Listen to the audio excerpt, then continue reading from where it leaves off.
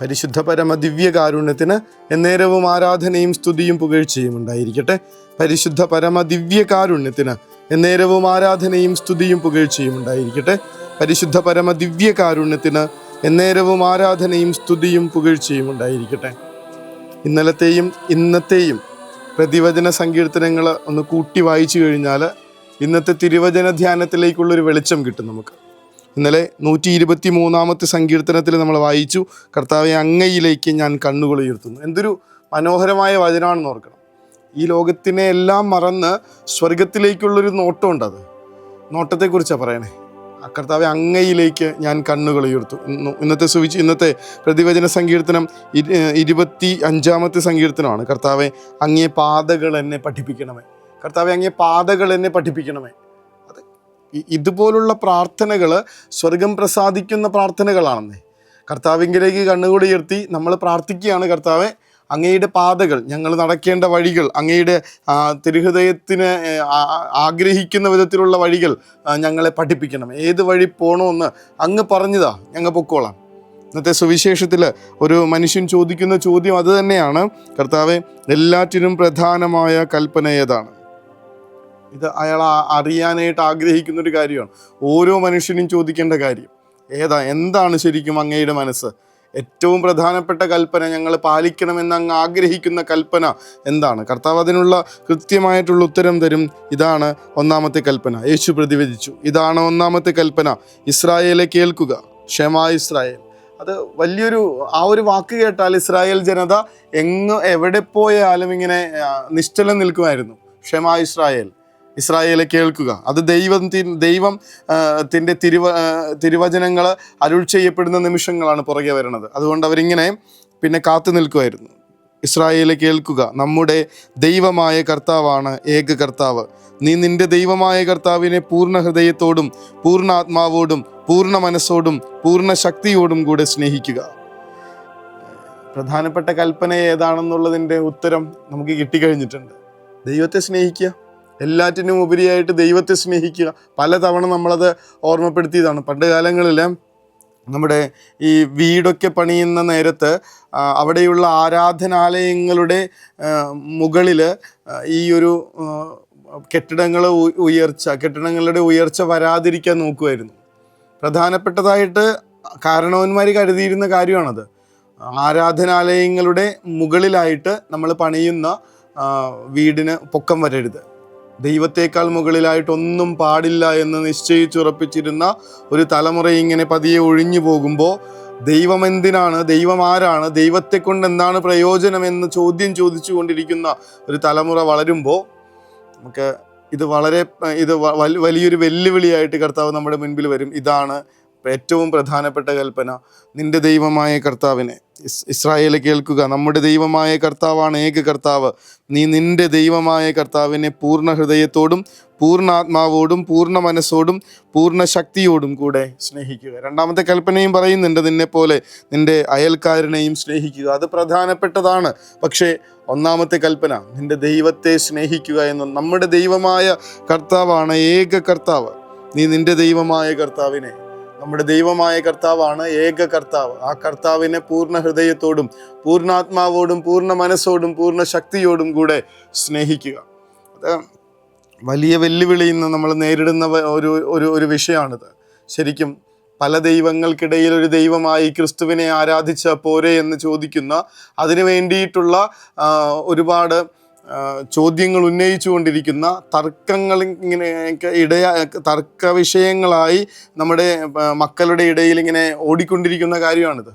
പല ദൈവങ്ങളുടെ ഇടയിൽ ഒരു ദൈവമായ എൻ്റെ ഈശോയെ ആരാധിച്ചാൽ പോരെ? നമ്മുടെ ദൈവമായ കർത്താവാണ് ഏക കർത്താവ്. നിന്റെ ദൈവമായ കർത്താവിനെ പൂർണ്ണ ഹൃദയത്തോടും പൂർണ്ണ ആത്മാവോടും പൂർണ്ണ മനസ്സോടും പൂർണ്ണ ശക്തിയോടും കൂടെ സ്നേഹിക്കുക. ആദ്യത്തെ പാർട്ട് വളരെ സീരിയസ് ആയിട്ട് ഇതിനകത്ത് ഒന്ന് ശ്രദ്ധിക്കേണ്ട കാര്യമുണ്ട്. നമ്മുടെ ദൈവമായ കർത്താവാണ് ഏക കർത്താവ്, ഏക കർത്താവ്, ദ വൺ ആൻഡ് ഓൺലി. ഭയങ്കര പ്രധാനപ്പെട്ട കാര്യമാണ്. ഇത് ഉള്ളിൽ കയറാത്തിടത്തോളം കാലം മറ്റ് ദൈവങ്ങളെന്ന് കരുതുന്നിടത്തൊക്കെ അവരിങ്ങനെ തലകുനിക്കും. അവർ ഒരു പ്രയാസവും കൂടാതെ ഒരു മനസാക്ഷിക്കുത്തുമില്ലാതെ അവർക്ക് പൂജ ചെയ്യും. അവർക്ക് വേണ്ടിയിട്ട് അവിടെ നടക്കുന്ന ബലികളിൽ അവർ പങ്കുചേരും. അത് പാടില്ലെന്ന് തന്നെയാണ് പറയണേ. ഇത് വിളിച്ചു പറയാനായിട്ട് ധൈര്യമില്ലാത്തത് കൊണ്ടും അവർ ചോദിക്കുന്ന ചോദ്യങ്ങൾക്ക് ഉത്തരം കൊടുക്കാനായിട്ട് നമുക്ക് അറിവില്ലാത്തത് കൊണ്ടും അല്ലെങ്കിൽ ആർജവമില്ലാത്തത് കൊണ്ടും. അറിവിൻ്റെ ആവശ്യമില്ല. ഇത്രയും കാലം ഞാൻ സേവിക്കുകയും ആരാധിക്കുകയും ചെയ്ത എൻ്റെ കർത്താവ് ഏക ദൈവമാണെന്ന് മറ്റുള്ളവരോട് വിളിച്ചു പറയണത് ഞാൻ എൻ്റെ അറിവ് കൊണ്ടല്ലല്ലോ, എൻ്റെ അനുഭവം കൊണ്ടല്ലേ. എൻ്റെ ജീവിതത്തിൽ ഞാൻ അനുഭവിച്ച ഏക ദൈവമായ കർത്താവിനെ, അവൻ മാത്രമാണ് ഏക ദൈവം എന്ന് എൻ്റെ മക്കളോട് പോലും വിളിച്ചു പറയാൻ പറ്റാത്ത വിധത്തിൽ ഞാനിങ്ങനെ തളർന്നു പോയത് കൊണ്ടാണ്, എൻ്റെ വിശ്വാസം ക്ഷയിച്ചു പോയത് കൊണ്ടാണ്, വളരെ അതിൻ്റെ ഗ്രാഫ് വല്ലാതെ താഴ്ന്നു പോയത് കൊണ്ടാണ് ഇതിങ്ങനെ നമ്മളെ വെല്ലുവിളിക്കുന്ന വചനമാവുന്നത്. കർത്താവിന് വേണ്ടിയിട്ട് ഇങ്ങനെ ധൈര്യപൂർവ്വം നിന്ന് സാക്ഷ്യം നൽകാൻ വേണ്ടിയിട്ടാണ് ഈ പ്രതിവചന സങ്കീർത്തനങ്ങൾ നമ്മളെ ശക്തിപ്പെടുത്തുക, സഹായിക്കുക. കർത്താവെ, അങ്ങയിലേക്ക് ഞാൻ കണ്ണുകൾ ഉയർത്തുന്നു. കർത്താവെ, അങ്ങയിലേക്ക് ഞാൻ കണ്ണുകൾ ഉയർത്തുന്നു. കർത്താവ് പത്രോസ്ലീഹയോട് ചോദിക്കുന്ന ഒരു ചോദ്യം ഉണ്ടല്ലോ. അവിടെ ചെന്ന് നിന്നിട്ട് പത്രോസിനോട് ചോദിക്കും, പത്രോസെ ഞാൻ ആരാണെന്നാണ്. ശിഷ്യന്മാരോട് ചോദിക്കുന്ന ചോദ്യമാണ്, ഞാൻ ആരാണെന്നാണ് ജനങ്ങൾ പറയുന്നത്. കെസറിയ ഫിലിപ്പി എന്ന് പറയുന്ന ആ നഗരത്തിൽ നിന്നുകൊണ്ടാണ് കർത്താവ് ചോദിക്കണേ. കെസറിയ ഫിലിപ്പിയുടെ പ്രത്യേകത എന്ന് പറഞ്ഞാൽ അവിടെ സകല മനുഷ്യരുടെയും സംസ്കാരങ്ങൾ ഒരുമിച്ച് കൂടിയിരിക്കുന്ന ഒരു നഗരമാണത്. അതായത് ഒരുപാട് മനുഷ്യർ, അവർക്ക് അവരുടേതായിട്ടുള്ള ദൈവങ്ങൾ, അവരാരാധിക്കുന്ന ഡൈറ്റീസ്, ദൈവങ്ങൾ, ദേവതകൾ ഒക്കെയുണ്ട്. അവിടെ നിന്നുകൊണ്ടാണ്, അതിൻ്റെ നടുവിൽ നിന്നുകൊണ്ടാണ് കർത്താവ് ചോദിക്കുന്നത്, ഞാൻ ആരാണെന്നാണ് ജനങ്ങൾ പറയണത്. അവരൊക്കെ പറയുന്നത്, ജനങ്ങളൊക്കെ പറയുന്നത് ശക്തനായൊരു പ്രവാചകനാണ്, എലിയായാണ്, ദൈവമാണെന്നല്ല. അവർക്ക് അവരുടേതായിട്ടുള്ള ദൈവങ്ങളുണ്ട്. അപ്പോൾ കർത്താവ് ചോദ്യം എടുത്തിടും, ഞാൻ ആരാണെന്നാണ് നിങ്ങൾ പറയണേ? നിങ്ങൾക്കും ഞാനൊരു പ്രവാചകൻ മാത്രമാണോ? ആ സമയമുണ്ട്. സ്വർഗം തുറക്കപ്പെട്ട് പത്രോസ്ലീഹയുടെ ബോധമണ്ഡലങ്ങളെ ഉണർത്തുന്ന നിമിഷങ്ങളിൽ പത്രോസ് എന്ന് പറയുന്ന ആദ്യ പരിശുദ്ധ പാപ്പ നമ്മളെ ഓർമ്മപ്പെടുത്തും, നീ സജീവ ദൈവത്തിൻ്റെ പുത്രനായ മിശിഹായാണ്. ഒരു സംശയവും വേണ്ട. നീ സജീവ ദൈവത്തിൻ്റെ പുത്രനായ മിശിഹായാണ്. അത് സ്വർഗം വെളിപ്പെടുത്തി കൊടുത്തിരിക്കുന്ന കർത്താവ് പറയണത്, വേറെ ആരുമല്ല. പത്രോസ്, ഇത് മാംസരക്തങ്ങളല്ല നിനക്ക് വെളിപ്പെടുത്തി തന്നത്, മറ്റുള്ള മനുഷ്യരിൽ നിന്നുള്ള അറിവല്ല, നേരെ മറിച്ച് സ്വർഗസ്ഥനായ എൻ്റെ പിതാവാണ് നിൻ്റെ ഉള്ളിൽ ഈ ഒരു തെളിച്ചമിട്ട് തന്നത്. നീ സർവശക്തനായ ദൈവപുത്രനാണ്, സജീവ ദൈവത്തിൻ്റെ പുത്രനായ മിശിഹായാണ്. കർത്താവെ, ഇതൊന്ന് വിളിച്ചു പറയാനായിട്ടുള്ള ബോധ്യം ഞങ്ങൾക്ക് തരണമേ എന്ന്, സ്വർഗത്തിൽ നിന്നുള്ള തെളിച്ചം തരണമേ എന്ന് മാമോദീസ തുടങ്ങി തന്നിട്ടുള്ളതാണ്. നമ്മുടെ ഉള്ളിലിട്ടിരിക്കുന്ന വിശ്വാസമാണിത്, വേറൊരു ദൈവമില്ല എന്നുള്ളത്. പിന്നീട് മുന്നോട്ടുള്ള വഴികളിൽ നമ്മളെ പല അറിവുകൾ, പല ചിന്തകൾ, പല മനുഷ്യരുടെ ചേർത്ത് വയ്ക്കലുകൾ ഒക്കെയായിട്ട് നമുക്കിങ്ങനെ സംശയങ്ങളും അവനിൽ നിന്നുള്ള അകൽച്ചയും ഒക്കെ വന്നു പോയ കാലങ്ങൾ പത്രോസ്ലീഹയ്ക്ക് പോലും ഉണ്ട്. അത് ഉണ്ടായതുകൊണ്ട് സങ്കടപ്പെടേണ്ട, തിരിച്ചു വന്നാൽ മതി. അവനെ ഞാൻ അറിയുന്നില്ല എന്നൊക്കെ വിളിച്ചു പറയണേ. അവനെ ഞാൻ അറിയണില്ല. സജീവ ദൈവത്തിൻ്റെ പുത്രനായ മിശിഹായാണെന്ന് സ്വർഗം വെളിപ്പെടുത്തി കൊടുത്തൊരു മനുഷ്യൻ, പക്ഷേ മുന്നോട്ടുള്ള വഴികളിൽ അവൻ്റെ തള്ളിപ്പറയുന്ന കാഴ്ച നമ്മൾ കാണും. 3 തവണ ഇങ്ങനെ ഒരാളെ എനിക്ക് അറിയില്ല. ഇതൊക്കെയാണ് ഇപ്പോഴും സംഭവിച്ചുകൊണ്ടിരിക്കണേ. നമ്മുടെ ജീവിതത്തിലും നടന്നുകൊണ്ടിരിക്കുന്ന കാര്യം ഇതാണ്. കുഞ്ഞുനാൾ മുതലേ അറിഞ്ഞനുഭവിച്ച് ആരാധിച്ചു വരുന്നൊരു ദൈവത്തെ ഏകദൈവമായിട്ട് മനസ്സിലാക്കാനും വിളിച്ചു പറയാനും സാക്ഷിയായിട്ട് നിൽക്കാനും നമുക്ക് പറ്റുന്നില്ല. ആരുടെയും മെക്കിട്ടേറാൻ വേണ്ടിയിട്ടല്ല ഇത് പറയണേ. എനിക്കത് വിശ്വസിക്കാമല്ലോ. എൻ്റെ കർത്താവിലെ ഏകദൈവമാണെന്ന് വിശ്വസിക്കാമല്ലോ. അവന് ഇഷ്ടമില്ലാത്ത ഒന്നും ചെയ്യാതിരിക്കാമല്ലോ. മറ്റൊരു ദൈവത്തിലേക്ക് എൻ്റെ മനസ്സ് പോവാതിരിക്കാമല്ലോ.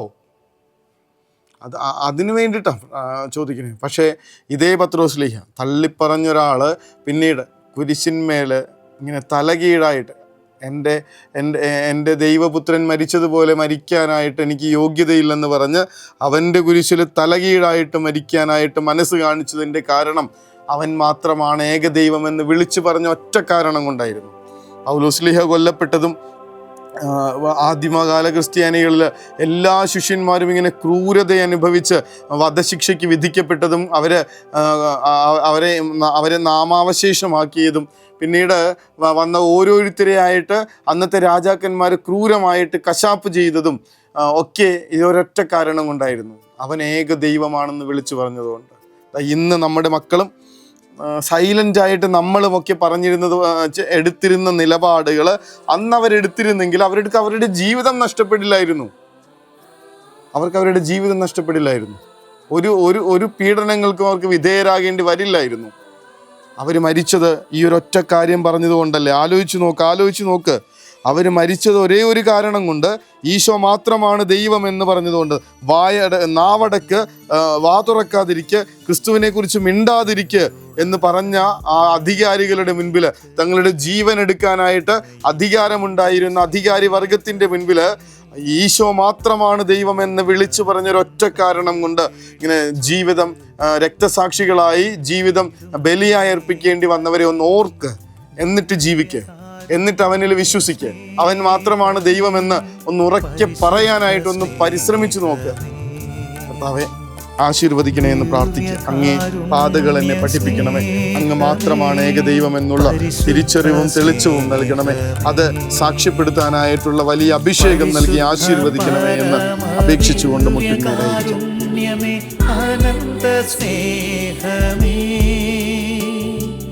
പരിശുദ്ധ പരമദിവ്യകാരുണ്യമേ, അനന്ത സ്നേഹമേ,